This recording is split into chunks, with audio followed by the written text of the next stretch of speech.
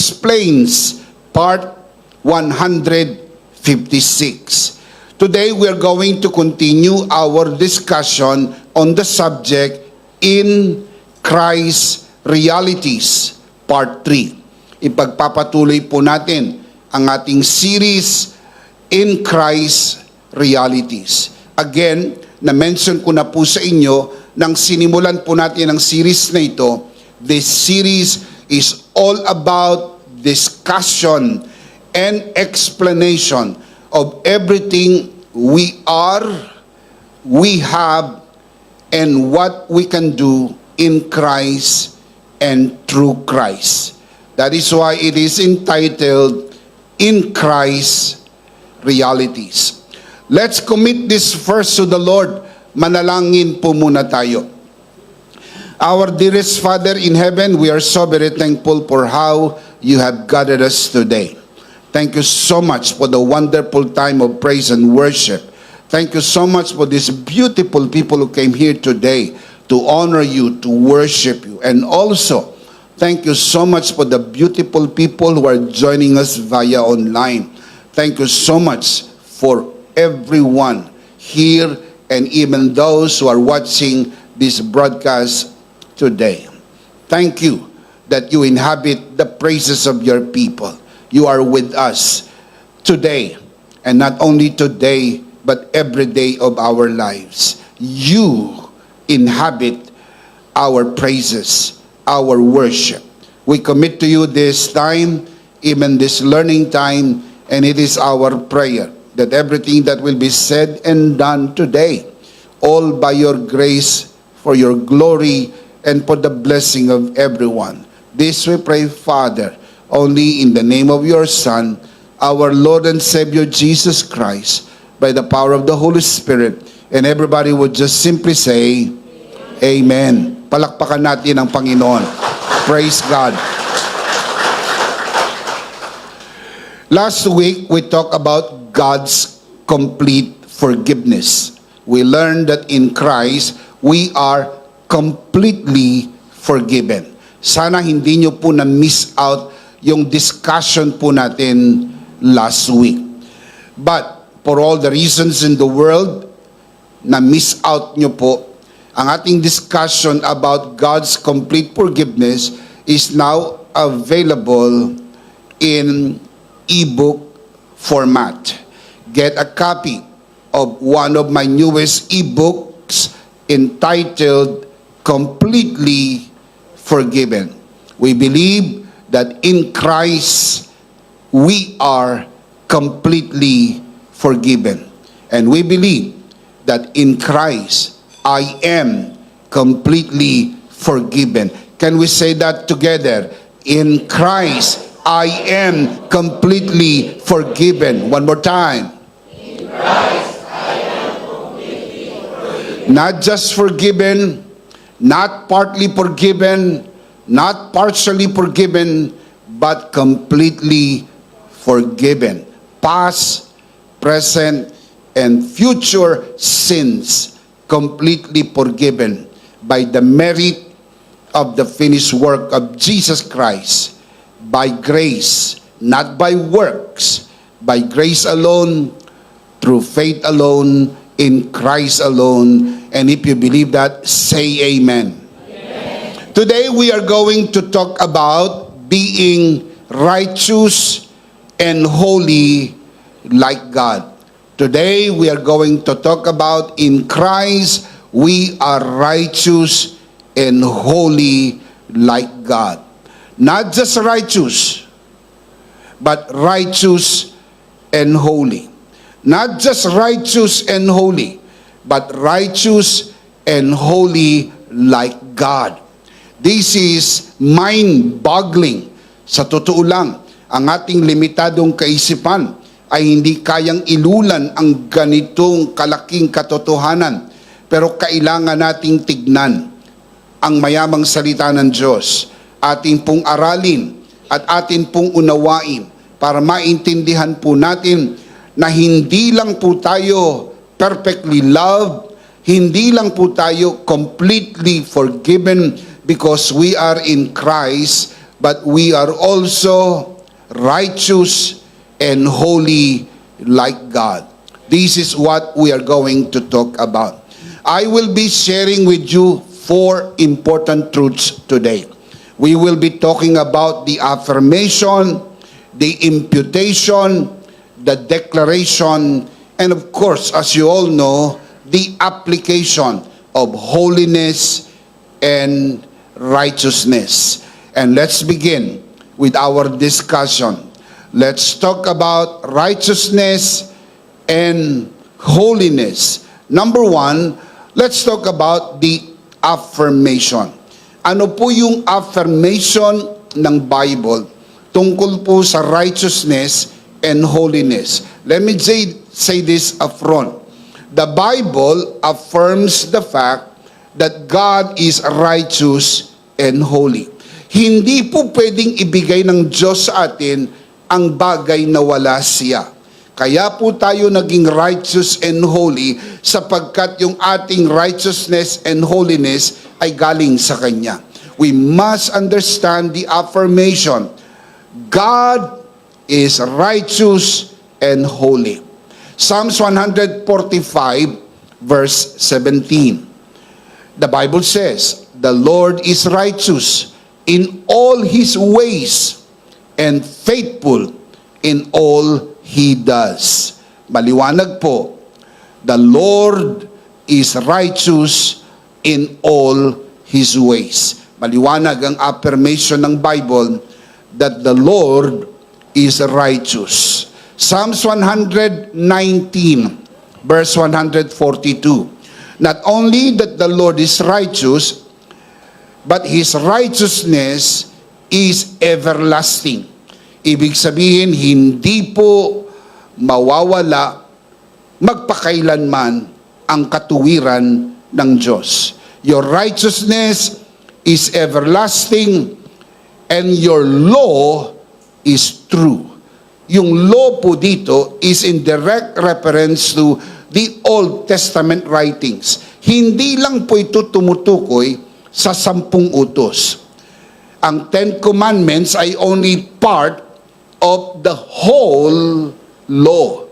Pag sinabi pong the law, pwedeng ang tinutukoy po nito ay 10 Commandments, pwedeng ang tinutukoy po nito ay the writings of Moses, the Torah, pwede rin ang tinutukoy po nito ay ang kabuuan ng Old Testament sa kabuuan nito sapagkat ito'y tumutukoy sa lumang tipan. Your righteousness is everlasting. Not only the Lord is righteous and His righteousness is everlasting, God Himself said that He is holy. No less than God Himself about Himself. He said this about Himself. He said, "I am holy." Now look at the scripture. Leviticus 11:44. "I am the Lord your God. Consecrate yourselves and be holy." And tell me why? Because I am holy. God said, "I am holy." Repeatedly, God said this in the book of Leviticus. Inulit-ulit po ang linyang I am holy. Leviticus 19 verse 2.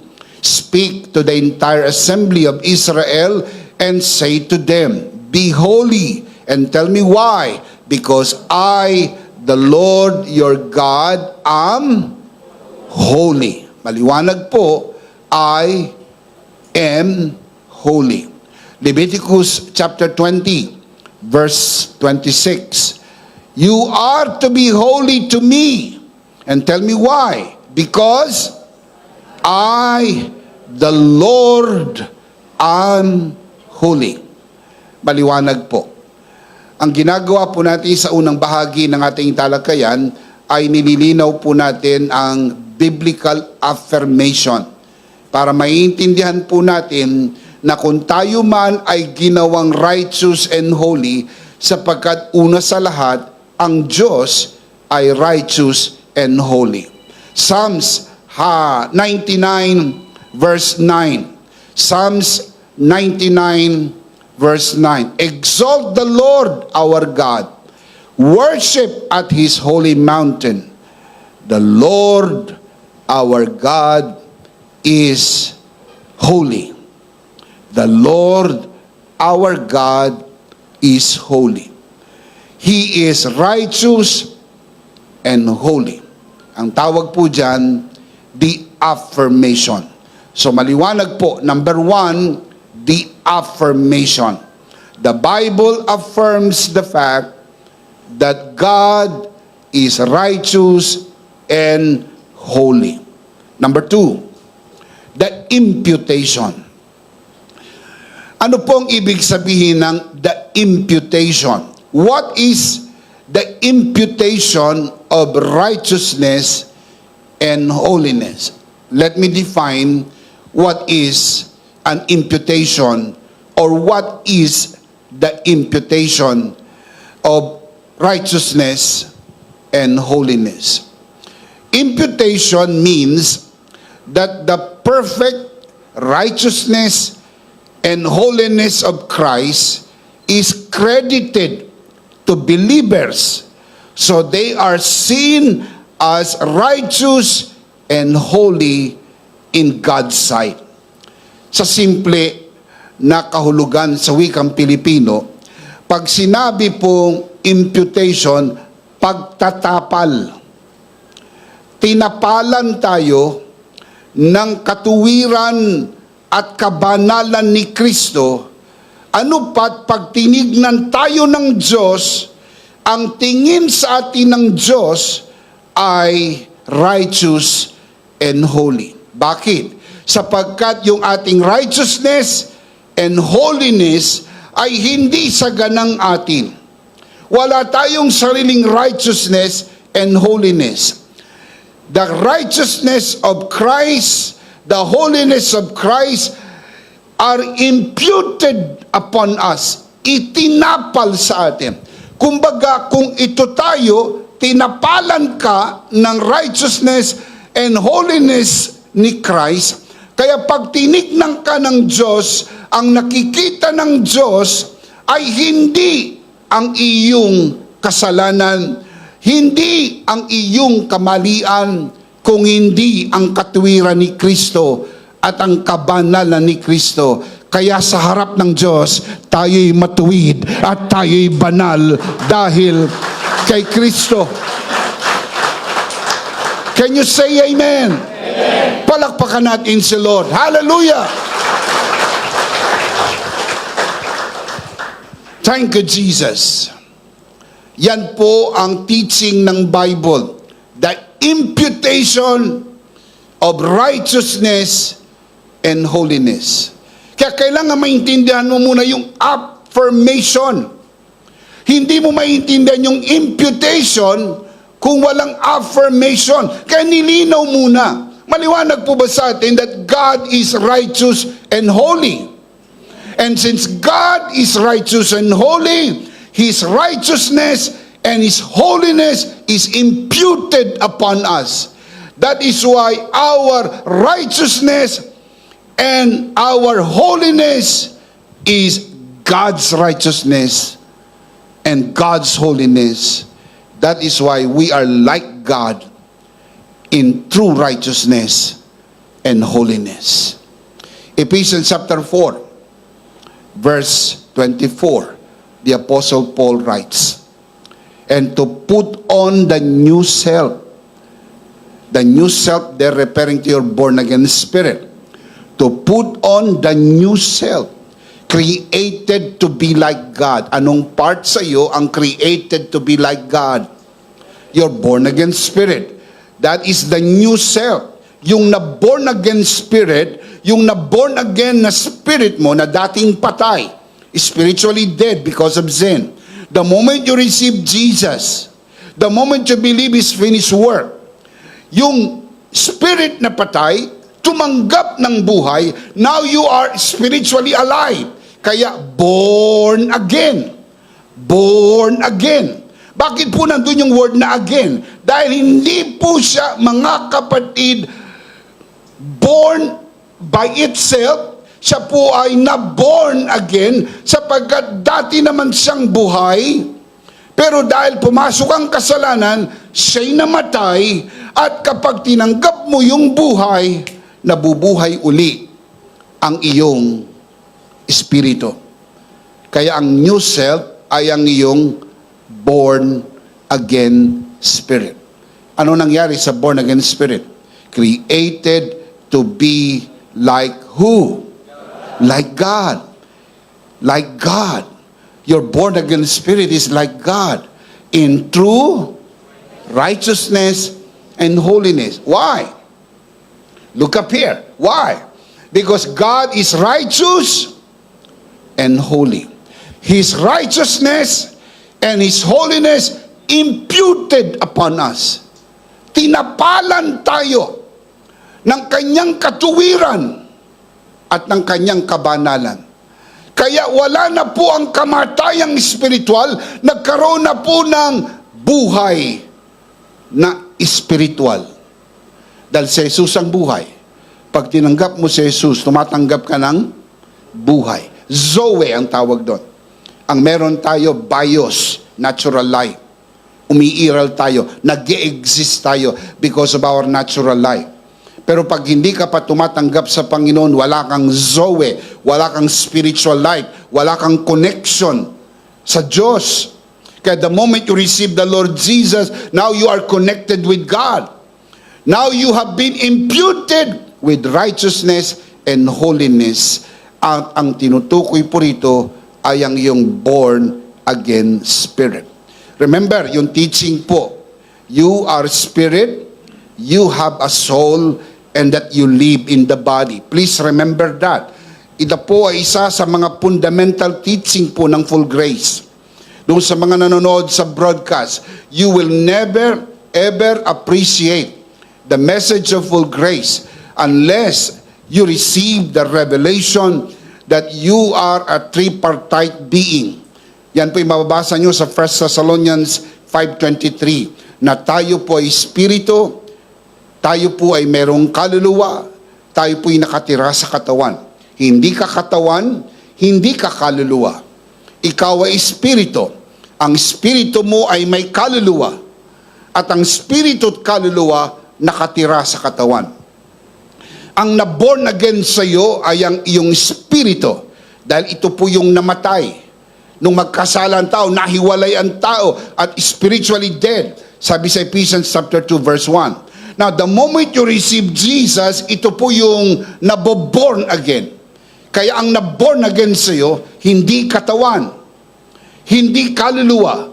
Ang naborn again sa iyo ay ang spirit. At yung spirit mong naborn again, sabi ni Paul, created to be like God in true righteousness and holiness. Now look at the scripture. John chapter 3 verse 6. Flesh gives birth to flesh, referring to natural birth. Look at the next line. But, ano po yung but? Contrasting conjunction. Kasi meron pong dalawang klase ng birth na tinutukoy. Pinag-contrast. But, the Spirit, referring to the Holy Spirit, capital S, the Spirit gives birth to Spirit, small s, referring to human spirit. Kaya ang nag-born again sa iyo ay ang spirito. At ang nag-born again sa iyo ay ang banal na spirito. Hindi ang pastor. Hindi ang obispo. Kaya ang pagiging born again mo, hindi pag-aari ng pastor mo o ng obispo nyo o ng simbahan ninyo. Na born again ka sapagkat tinanggap mo si Jesus, ang patay na spirito ay tumanggap ng buhay. Now, you are a born again Christian. Can you say amen? Amen. Paul teaches the same thing. Ganyan din ang turo ni Pablo. Ang born again, hindi lang po itinuro ni Jesus. Itinuro din niya ni Apostle Paul. Now, Titus chapter 3 verse 5. Paul writes, He saved us not because of righteous things we had done, but because of His mercy. He saved us through the washing of, what's the next word? rebirth. Parehas ba yung rebirth sa born again? Rebirth. Rebirth. Ibig sabihin, born again. Sa King James Bible, ang ginamit po ay regeneration. Regeneration and renewal by the Holy Spirit. Doon sa binasa po ba natin kanina, sa John chapter 3 verse 6, na mention po ba ron ang Holy Spirit? The Spirit gives birth to Spirit. Dito sa writings ni Paul, minention niya na ang nagpo-provide ng rebirth or regeneration, renewal by the Holy Spirit. So ano nangyayari sa tao pag na-born again? Nagkakaroon po ng pagbabago. Yung lumang pagkatao lumilipas na, ikaw ay nagiging bagong nilalang. Kaya ikaw ay naging new creation. Kaya yung born again, ang paliwanag ni Paul, new creation. Ang mention ni Jesus, born again. Ang mention ni Paul, new creation. Parehas lang yon. Now, 2 Corinthians 5:17. I'll be reading from the Living Bible. When someone becomes a Christian, what happens to him? He becomes what? A brand new person. Where? Inside. He is not the same anymore. What happened? A new life has begun. Listen, born again and new creation are synonymous. Ang mention ni Jesus, born again. John chapter 3, verse 6. Ang mention ni Paul, new creation. 2 Corinthians 5:17. Pero minention din ni Paul ang rebirth sa Titus 3:5. Minention niya sa King James Bible at doon sa mga nanonood sa broadcast na mga King James people, ang ginamit ni Paul sa King James ay regeneration.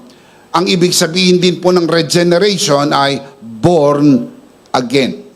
Regeneration is an act of God by which a spiritually dead person is made alive by the Holy Spirit. Kaya ang taong spiritual na patay, nagkakaroon po siya ng spiritual life, naboborn again siya. Pag naborn again ka, you become a new creation. How do you become a new creation? By being born again. What happens when you become born again? You become a new creation. Kaya interchangeable yan. Pwede mong laruin yung salitang born again, new creation, born again. Hindi po yan magkabangga. Para sa lahat yan na tumanggap sa Panginoon. Sapagkat ang sino mang tumatanggap sa Panginoon ay tumatanggap ng buhay. Ang lumang pagkatao lumipas na, siya'y naging bago. Can you say amen? Palakpakan natin ang Panginoon. Praise God.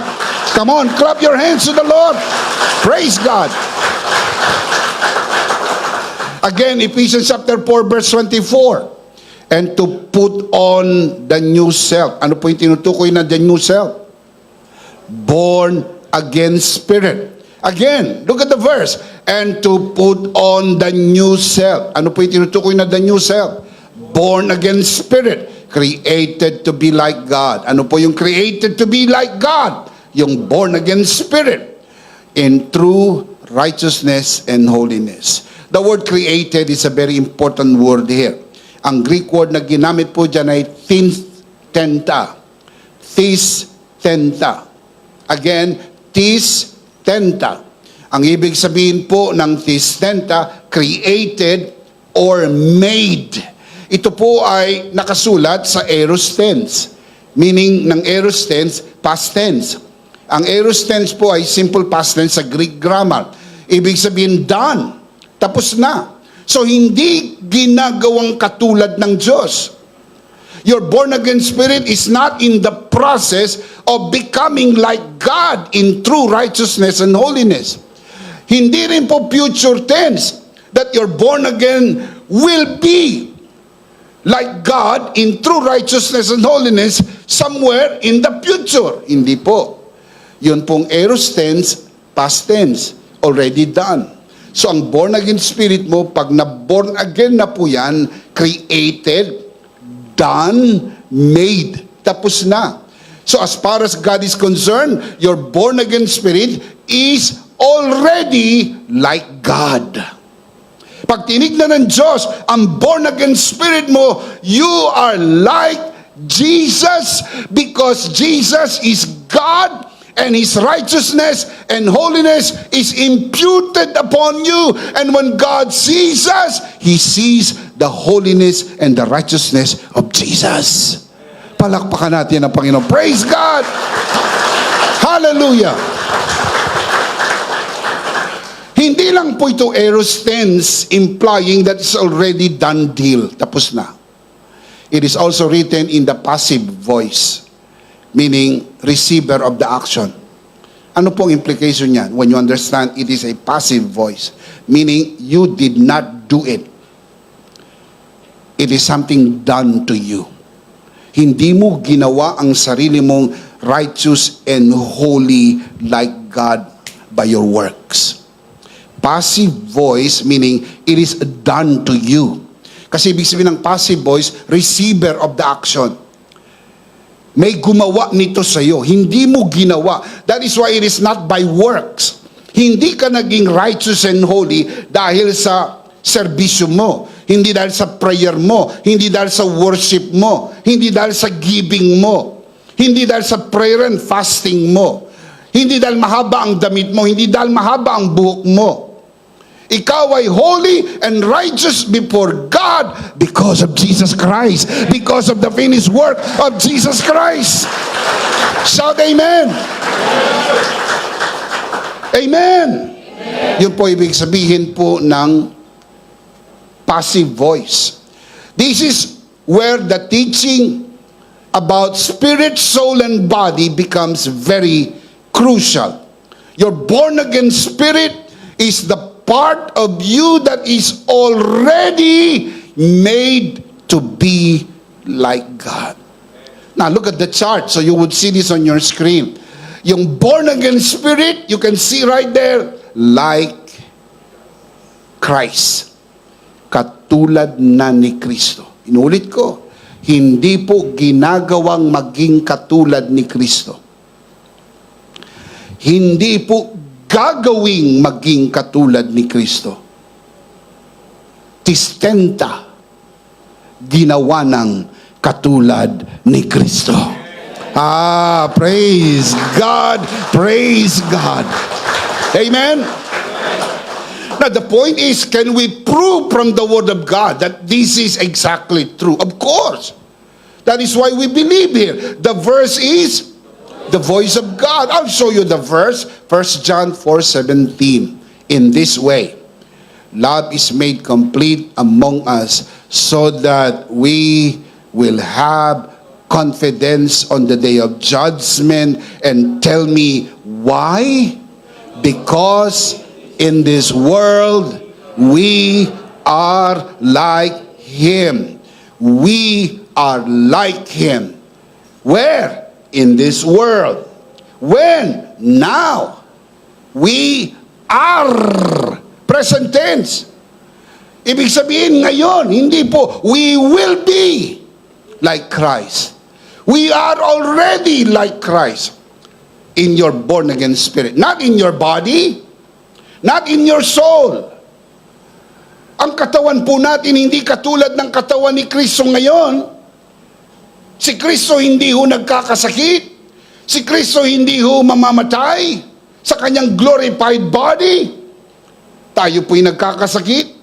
At kung hindi tayo abutan ng second coming, mamamatay tayo and we will be with the Lord in the resurrection day. Pero ang ating katawan hindi pa katulad. Ang ating soul hindi pa katulad. Ang ating mind, emotion, and will, hindi pa po perpekto ang ating isip. Nakakaisip tayo ng hindi maganda. Nakakaroon tayo ng damdamin na hindi maganda. Nakakagawa tayo ng hindi maganda. So ang body hindi perfect. Ang soul hindi perfect. Pero ang spirit mo, perfect na. Righteous and holy. Sabi ng 1 John 3:9, your born again spirit does not sin and cannot sin.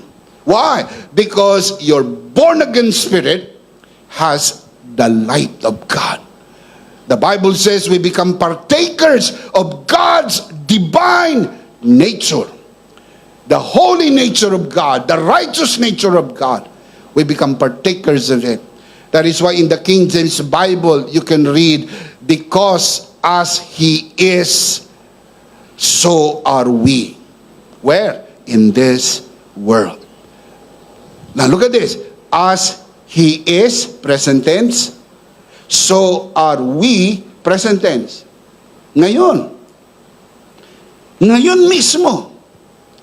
Dahil sa born again experience, dahil ang Espiritu mo'y buhay na, ikaw ay katulad na ni Kristo. Saan?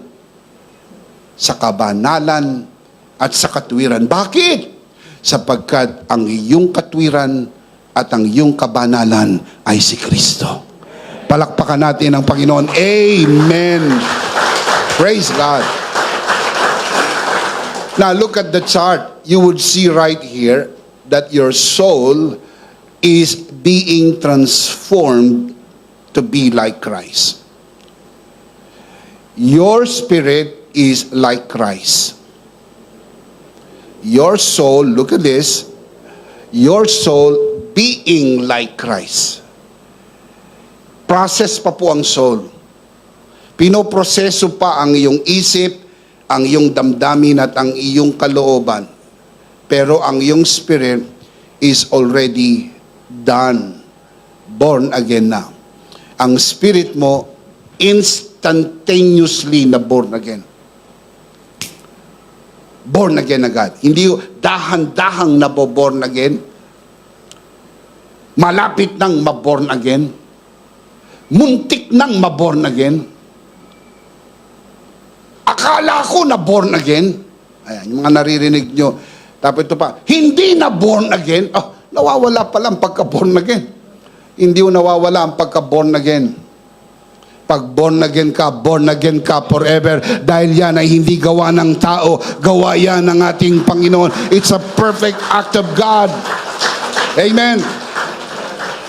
Now, 2 Corinthians chapter 3, verse 18. The Apostle Paul writes, and we, who with unveiled faces all reflect the Lord's glory, are being transformed, ang Greek word metamorpho, being transformed into His likeness with ever-increasing glory which comes from the Lord who is the Spirit.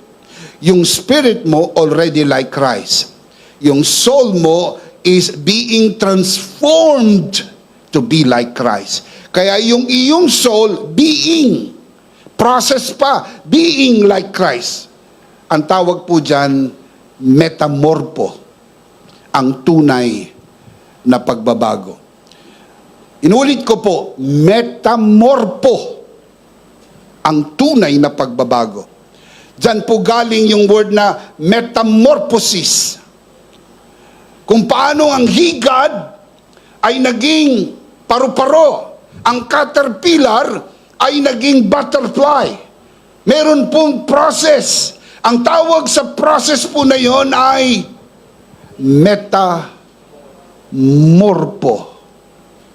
metamorphosis. Ang ating soul ay nasa process ng metamorphosis. Pagbabago, metamorpho, nagbabago ang isip, nagbabago ang damdamin, nagbabago ang gawain. If you change the mind, you change the emotion, because it is the mind that dictates the emotion. Correct? If you change the mind and the emotion, guess what? You change the action. Because it is the mind and the emotion that dictate the action. Kaya yan, hindi nagaganap na isang magdamag. Proseso po yan. Ang spirit mo, born again, holy and righteous. Ang soul mo, hindi pa perfect. Kaya nga nagkakamali ka pa sa isip eh. Nakaisip ka ng hindi maganda.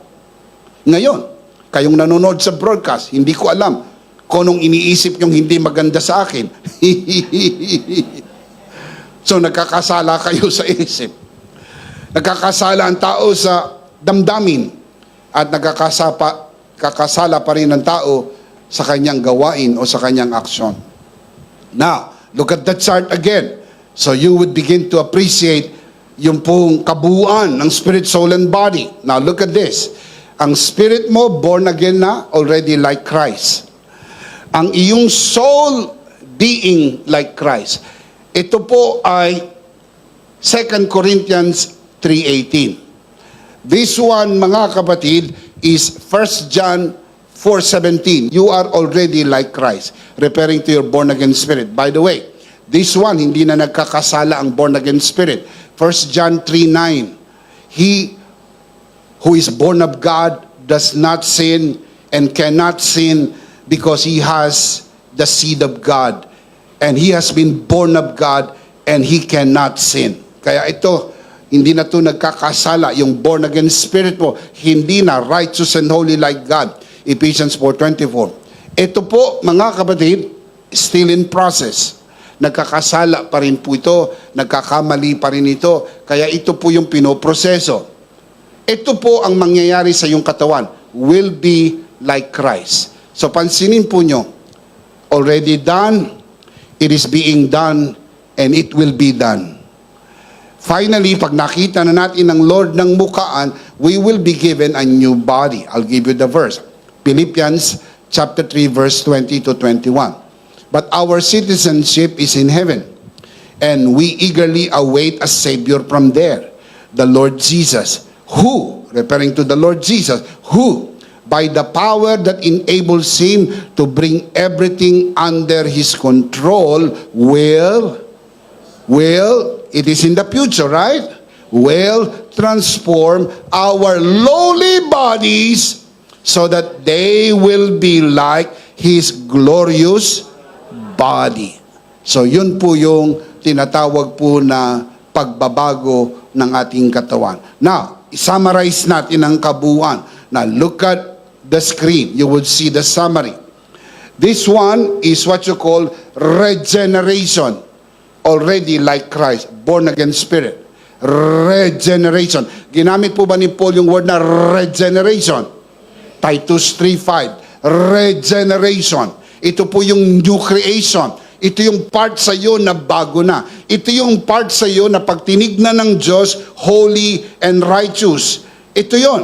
Itong part na ito. Now, look at the second part. Ito po yung sanctification, being like Christ. It is the process of becoming like Christ, the way you think, the way you feel, and the way you do things. This is what you call glorification. Will become like Christ. Ang ating katawan ngayon, hindi pa katulad ng katawan ni Kristo. May rayuma ka pa. May arthritis ka pa. Well, umaasa ako na pag lagi kayo nag-healing bread, dinideklara nyo sa sugat ni Jesus, magaling ka na, pinagaling ka na ng ating Panginoon, sapagkat si Jesus ang dakilang manggagamot sa kanyang sugat, magaling ka na. Shout amen. Ito po, look at this, nangyari na. Ito po nangyayari. Ito po mangyayari pa lang. Are you getting this? Come on, I'm asking you, are you getting this? Yes. Ephesians chapter 4, verse 24. And to put on the new self. By this time, alam nyo na tinutukoy na new self. Born again spirit. Ano nangyari sa yung born again spirit? Created, testante, created to be like God in true righteousness and holiness. But ginamit ni Apostle Paul yung true. Kung isang klaseng righteousness lang, bakit mo gagamiting true? Kaya ginamit na true, merong false. That is very clear. Kaya gumamit siya ng description, true righteousness, because mayroong pong false righteousness. Because the Bible teaches that there are two kinds of righteousness. I'll show you. Philippians chapter 3 verse 9. Paul writes, and be found in him, not having a righteousness of my own that comes from the law. That is one kind of righteousness.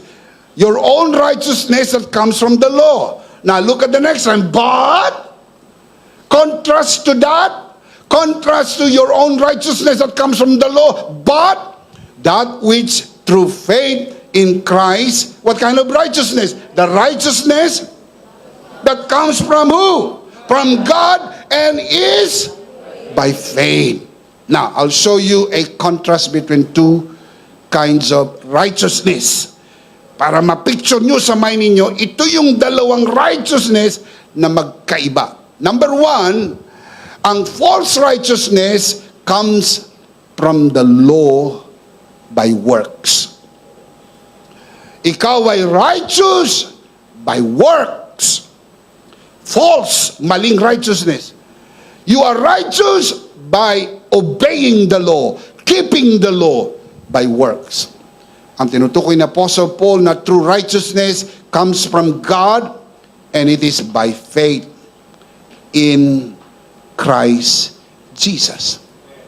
Now, look at the scripture. Romans chapter 3 verse 28.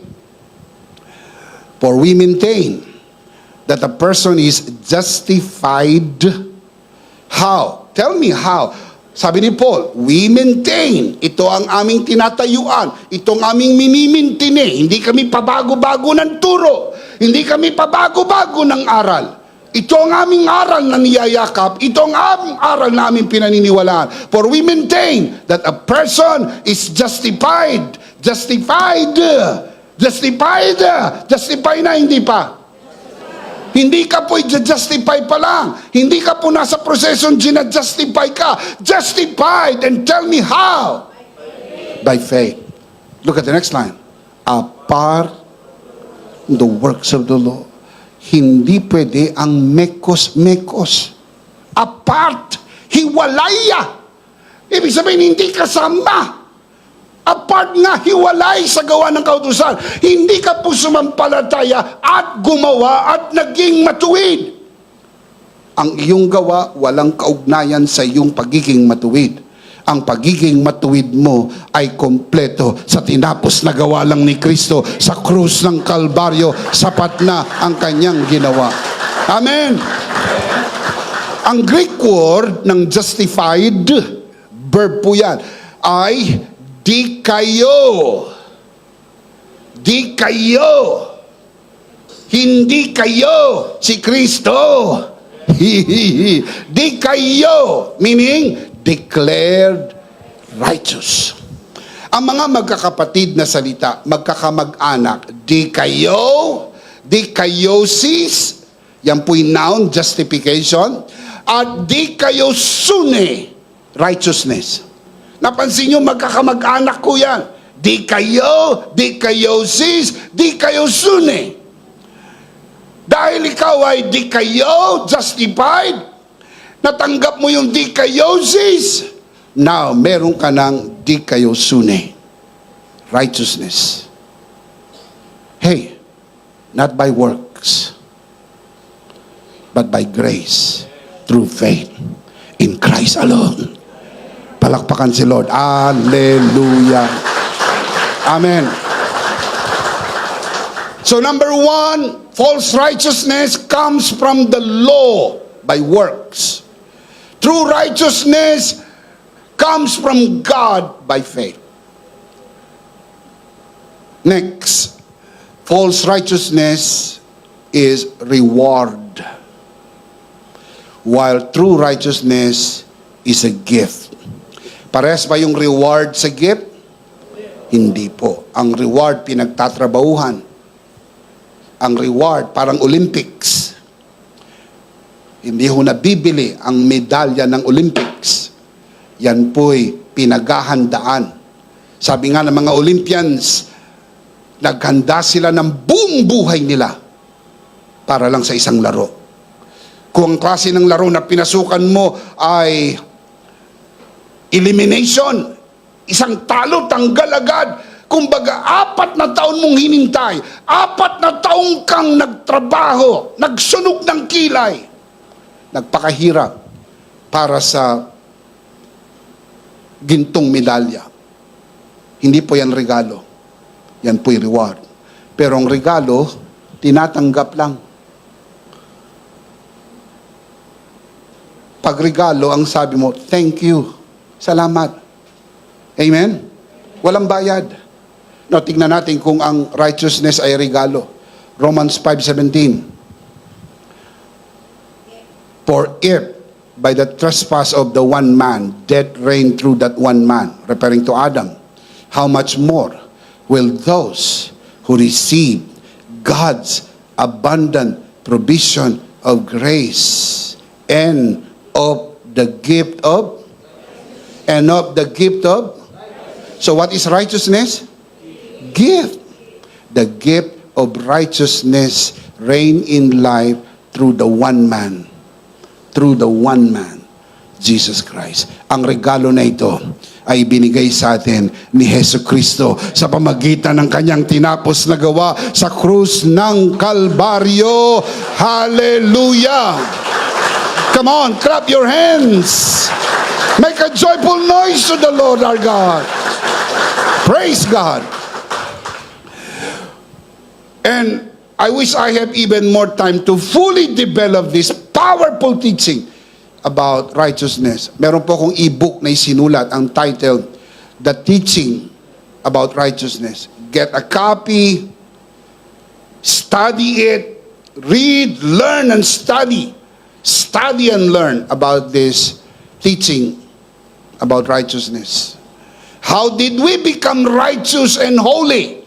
How did we become righteous and holy?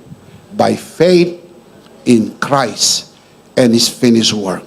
Nothing more, nothing less, nothing else. Jesus only. Jesus, period. Christ alone. No one but Christ. Nothing but grace. Grace, grace all the way. Nothing but grace. Grace plus nothing. Grace alone. Sola gratia. Solus Christus. Jesus, period. Palakpakan natin si Lord. Hallelujah! Amen! 2 Corinthians 5:21, God made Him, referring to Christ, who had no sin, to be sin for us. And what is the purpose why God did that? So that in Him, meaning in Christ, we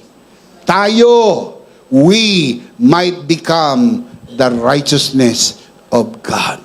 Not only that you become righteous, that is true. But what is even more powerfully true, not only that you are made righteous, you become the righteousness of God in Christ Jesus. Why? Why? Because Jesus is our righteousness. Jesus is our holiness. 1 Corinthians chapter 1 verse 30. It is because of Him that you are in Christ Jesus. Are you in Christ Jesus? Come on, I cannot hear you from where I am. Are you in Christ Jesus? This is what this series is all about. We will be spending many weeks discovering from the wealth of the Word of God what it is to be in Christ. And Paul writes, in Christ Jesus, who has become for us wisdom from God. That is our righteousness, holiness, and redemption. Si Jesus po ang ating righteousness. Si Jesus po ang ating holiness. Palakpakan natin ang Panginoon. Praise God! Praise God! Praise God. Number 1, the affirmation. God is righteous and holy. Number 2, the imputation in Christ and His finished work. Ikaw ay natapalan ng katuwiran at kabanalan dahil lang kay Kristo at sa kanyang tinapos na gawa. Number 3, declaration. Ano po ang declaration ng Bible? Now that we are made holy and righteous through the merits of the finished work of Jesus Christ. Hebrews 10:14. Because by one sacrifice, ano yung tinutukoy na sacrifice? Christ's finished work. He has made perfect, meaning righteous and holy. He has made righteous and holy. Yan ang ibig sabihin ng made perfect. Forever. So ikaw ay righteous and holy for how long? Come on. For how long? Forever. Those who are being made holy. Yun pong made perfect, ang Greek word na ginamit ay teleo. Nakasulat sa Greek grammar, perfect tense. Interesting ha? Perfect, nakasulat sa perfect tense. Ano ibig sabihin ng perfect tense? Completed action with an ongoing result. Tapos na, hindi pa. Tapos na, nagawa ka ng perfecto. Tapos na, ginawa ka ng righteous. Ginawa ka ng holy. Huwag kang mag-alala, hindi yan dahil sa gawa mo. Huwag kang mag-alala, hindi yan mawawala sa gawa mo. Hindi mo nakuha yan sa gawa, hindi yan mawawala sa gawa. What you did not get by works, you cannot lose by works. Freely given to you as the righteousness, as a gift given to you. You are made perfect. Yung word na forever, ang Greek word ay dynekes, continually without end. Continually, tuloy-tuloy at wala ng katapusan. Kaya walang araw na hindi ka banal sa harapan ng Diyos. Walang araw na hindi ka matuwid sa harap ng Diyos. Palakpakan natin ang Panginoon. Hallelujah! Praise God. Number 1, the affirmation. God is righteous and holy. Number 2, the imputation through Christ and His finished work. Number 3, the declaration. The declaration is you are holy and righteous. For how long? Forever. Now, number 4, the application. Ngayong alam na natin yung affirmation, yung imputation, at yung declaration. Ano naman ang application nito sa buhay natin? So let me share with you the life application. Number 1, always be thankful for the gift of righteousness and holiness. Marami tayong pinapasalamatan sa Diyos.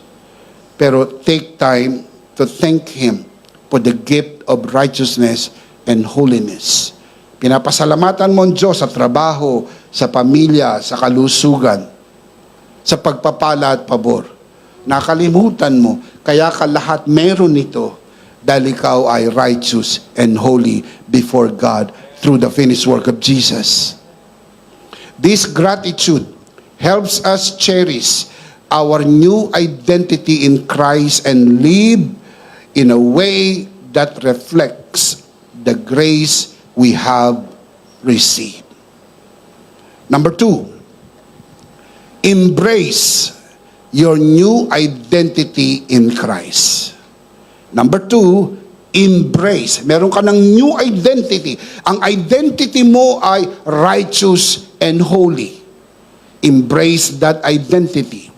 Let this new identity in Christ shape your thoughts, your words, and your action every day. The Apostle Paul writes, Romans chapter 12 verse 2, do not conform any longer to the pattern of this world, but be transformed. How? By the renewing of your mind, that you will be able to test and approve what God's will is. And God's will is good, pleasing, and perfect. Can you say amen? The word renewing comes from the Greek word anakaino, which means renewing the mind. You change the way you think. You think biblically. That is why we always say, I am what the Bible says I am. I have what the Bible says I have. I can do what the Bible says I can do. Why? Because you are aligning your thoughts, you are aligning your mind with the mind of God written in the Word. Praise God. Pag sinabi ng Diyos, kaya mo. Kaya mo. Huwag mo sabihin, hindi ko kaya. Pag sinabi ng Diyos, mabubuhay ka. Huwag mo sabihin, mamamatay ka. Pag sinabi ng Diyos, magaling ka na, huwag mong sabihin, ikaw ay may sakit at mamamatay na. Ang sabi ng Bible, pinatawad ka na. Ang sabi ng Bible, pinagaling ka na. Ang sabi ng Bible, pinagpala ka na. Pinaburan ka na. Shout amen! Kaya lagi natin kinukumpisal. Ako'y malusog, malakas, masigla, pinagpala, pinaburan, at kabisado nyo ba yan? Dapat. Dinideklara natin na ako ay malusog, malakas, masigla, pinagpala, pinaburan, at palakpakan si Lord. Praise God!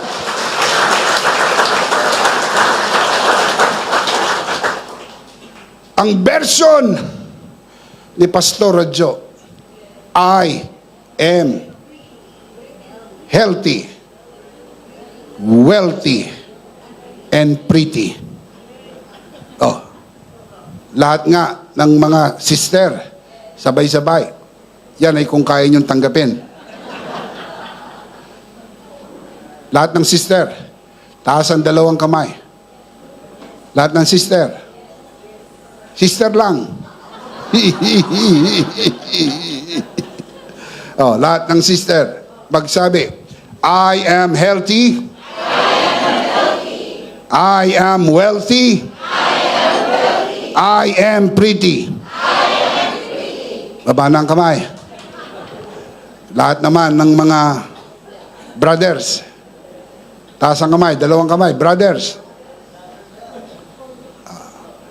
I am healthy, I am wealthy, I am pretty boy. Praise God, praise God. Bisa, bakit nyo ginagawa yan? Kasi ho, sinasanay namin yung isip namin sa sinasabi ng Bible. Bigkasin mo. Out of the abundance of the heart, the mouth speaks. Huwag kang magsasalita ng kamalasan sa buhay. Dahil hindi ka malas. Pinagpala ka. Amen. Kaya lagi mo sinasabi, Chari today. I am Charito. I am blessed and highly favored. Sabihin natin, I am Charito. I am blessed and highly favored. I am a child of God. I am righteous and holy. Palakpakan si Lord. Praise God.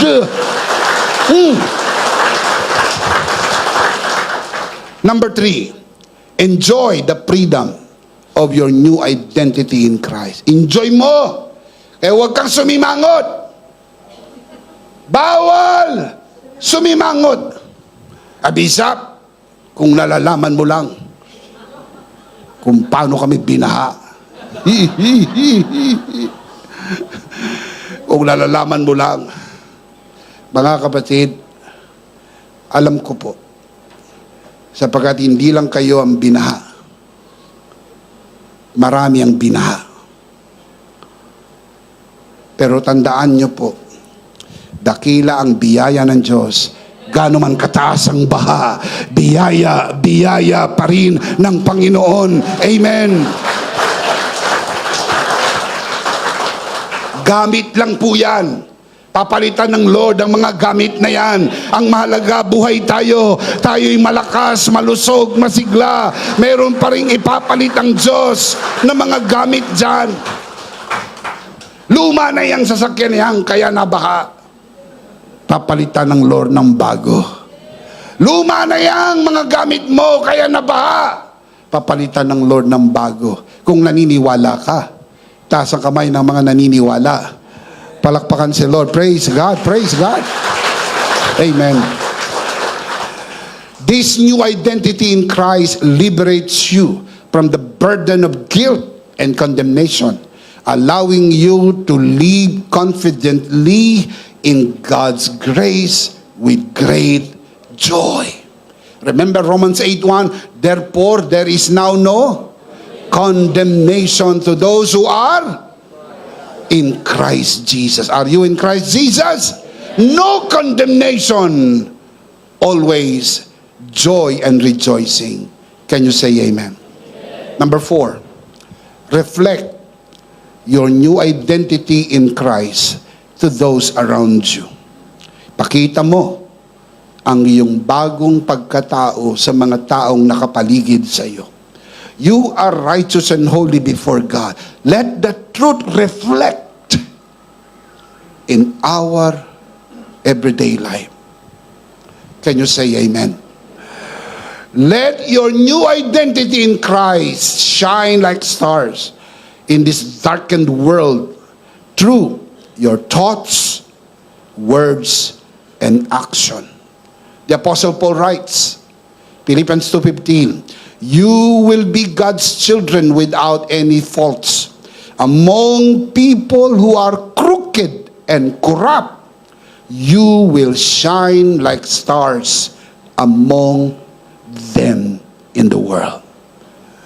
Habang ang mundo'y padilim ng padilim ng padilim, ikaw ay nagmimistulang makinang na bituin ng pagpapala at pabor ng Diyos, ng biyaya ng Diyos, sapagkat ikaw ay anak ng Diyos.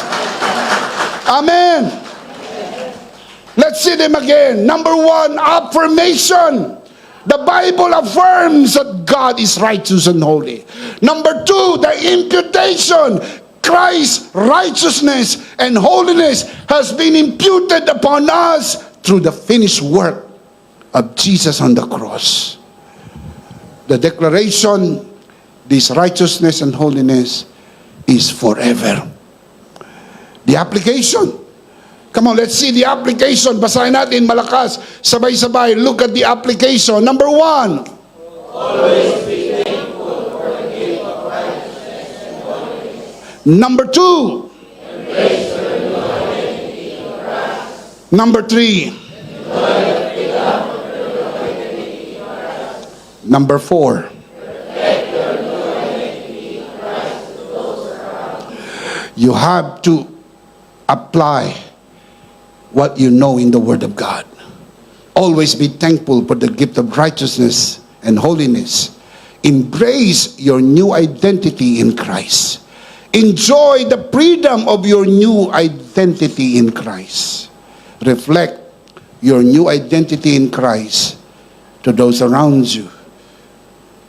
Your new identity is you are righteous and holy. The big idea is, in Christ, I am righteous and holy like God. Praise God. Powerful truth, isn't it? Come on, say that together. What is the big idea? In Christ I am righteous and holy like God. Are you in Christ? Yes. You are righteous and holy like God. We do not want to end this broadcast without giving you the opportunity, those of you who are watching this broadcast, to receive Jesus today. Be saved and be in Christ and become righteous and holy like God.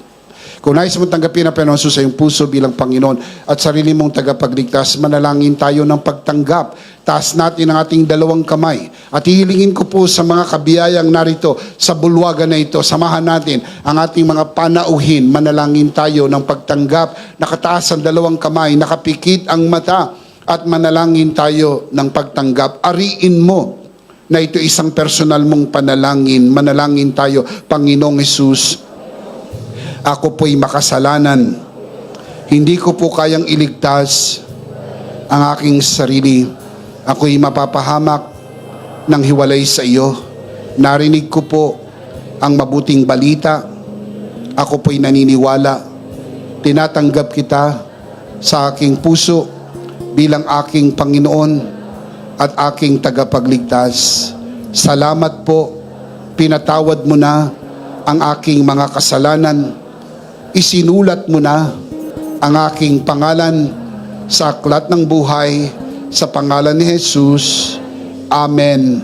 Ako na lang po mananalangin, Ama, sa oras na ito. Pinagkakatiwala ko po sa harapan ng sino mang sumunod sa panalangin ng pagtanggap sa unang pagkakataon. Pinagkakatiwala po namin sila sa inyong harapan na sila'y lumago sa biyaya at sa bagong natagpo ang pananampalataya sa pangalan ng Panginoong Hesus. Tayong lahat ay magsabi ng palakpakan si Lord. Amen, amen, amen. Praise God. Kung tinanggap mo ang Panginoong Hesus sa iyong puso bilang Panginoon at sarili mong tagapagligtas, ngayon, ikaw ay na kay Kristo na. At kay Kristo, ikaw ay matuwid at ikaw ay banal katulad ng Diyos dahil si Kristo na ngayon ang iyong katuwiran at ang iyong kabanalan. Nakikigalak kami sa inyo. Palakpakan natin ang Panginoon. Welcome to the family of God. So very happy for all of you. Welcome to the family of God. Can you say amen?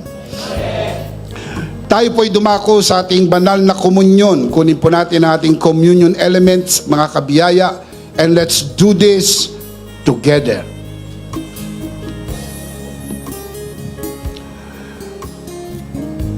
Let's do this together, mga kabiyaya.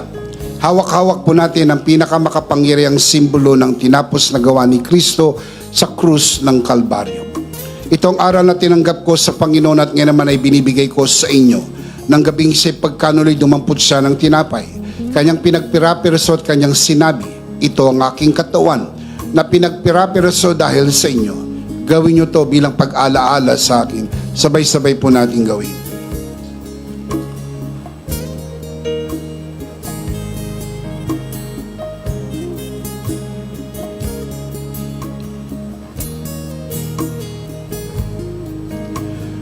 Gayon din naman matapos maghapunan ay kanyang hinawakan ng saro at kanyang sinabi, ito ang saro ng bagong tipan na pinagtibay ng aking dugo. Gawin nyo to bilang pag-alaala sa akin. Sabay-sabay po natin gawin.